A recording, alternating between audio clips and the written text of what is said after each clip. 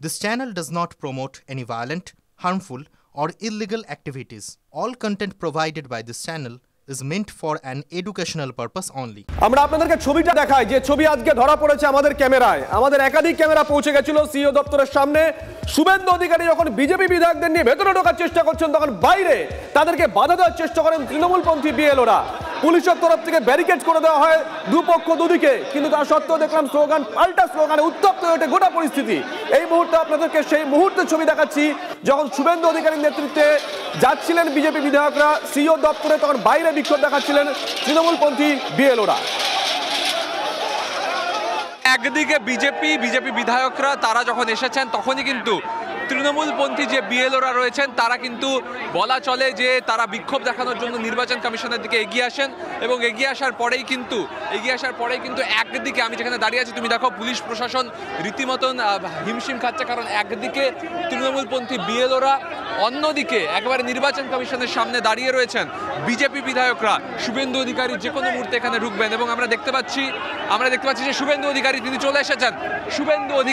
চলে এসেছেন এবং বিক্ষোভের মধ্যে শুভেন্দু অধিকারী নির্বাচন কমিশনের শুভেন্দু অধিকারী তিনি প্রবেশ করছেন নির্বাচন কমিশনের অন্দরে এবং তখনই কিন্তু এই তৃণমূলপন্থী বিএলওরা তারা কিন্তু বিক্ষোভ দেখাচ্ছেন এবং এই মুহূর্তে পুলিশ প্রশাসন হিমশিম খাচ্ছে।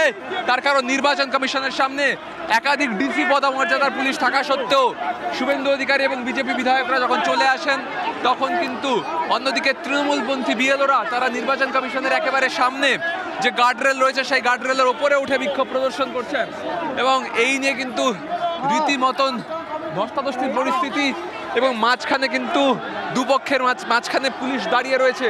পুলিশের একাধিক ডিসি পদমর্যাদার অফিসাররা তারা দাঁড়িয়ে রয়েছেন। একদিকে আমরা যখন দেখছি শুভেন্দু অধিকারী ঢুকছেন তখন কিন্তু এদিকে বিক্ষোভ চলছে।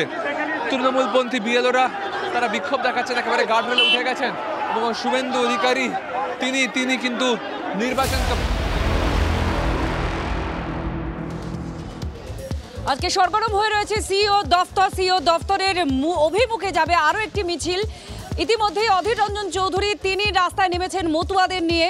এই মিছিল সিইও দফতরের দিকে বেরোবে। আরও একটা মিছিল বিকেল 4টের সময় শিয়ালদা থেকে যাবে সিইও দফতরের কাছে। তো এই মুহূর্তে যে মিছিল অধীর রঞ্জন চৌধুরীর নেতৃত্বে এগিয়ে চলেছে মতুয়াদের মিছিল, সেই সম্পর্কে একটু আপডেট জানবো। আমাদের সঙ্গে দীপ আমাদের প্রতিনিধি রয়েছেন। দীপ, এখন এই মিছিল কোথায়, ঠিক কি দাবি রয়েছে অধীর রঞ্জন চৌধুরী, তিনি বা কি বলছেন?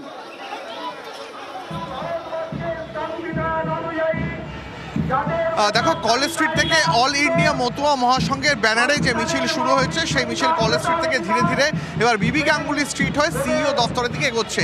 যে মিছিলের একেবারে সামনের সারিতে প্রদেশ কংগ্রেসের নেতাদের সঙ্গে রয়েছেন অধীর রঞ্জন চৌধুরীও, এবং অধীর বাবুদের যে অভিযোগ তারা বলছেন যে মতুয়াদের দিনের পর দিন বাংলার রাজনীতিতে শুধুমাত্র ভোট ব্যাংক হিসাবেই ব্যবহার করা হয়েছে। তাদের আসলে কোনো উন্নতির কথা কোনো দলই ভাবেনি, না তৃণমূল ভেবেছে, না বিজেপি ভেবেছে, নাকি কেউ ভেবেছে।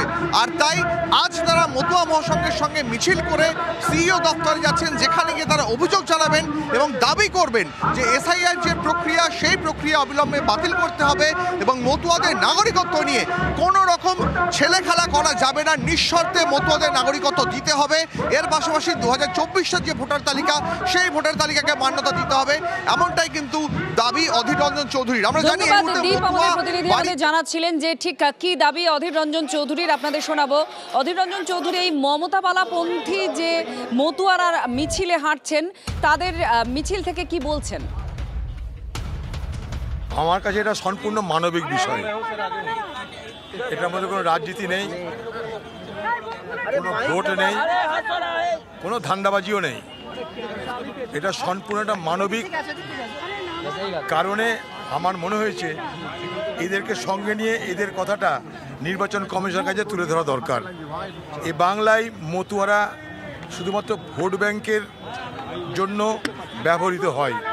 ভোট ব্যাংক বাদ দিয়ে এ বাংলায় মতুয়াদের আর কোনো অস্তিত্ব নাই। এ বাংলার সংখ্যালঘু মুসলমান সমাজ, এ বাংলার মতুয়া সমাজ শুধুমাত্র তারা ভোটের রাজনীতির অঙ্কের খরিদ্দার। তাই আমার মনে হয়েছে মানবিক কারণে তাদের সমর্থন করা উচিত তাদের ভোটাধিকার নিশ্চিত করা উচিত।